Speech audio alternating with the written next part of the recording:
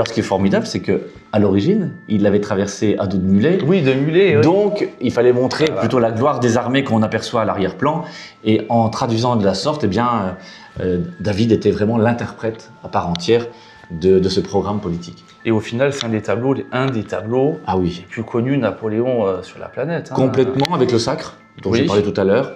Mais c'est effectivement une icône, véritablement. David fera également Napoléon un peu plus tard, en 1812, dans son cabinet de travail, où on le voit, effectivement, il est 4h, soit 4h12, soit 4h du matin, il y a deux versions, où il est dans son cabinet de travail. Et à la fois, là, il y a la gloire militaire, et l'autre tableau, on le voit cette fois dans son cabinet de travail, où il est dans la partie civile, cette fois. Et ça montre les deux pans, les deux versants ouais. de cette politique qu'il a menée, à la fois la gloire militaire, mais aussi des réformes politiques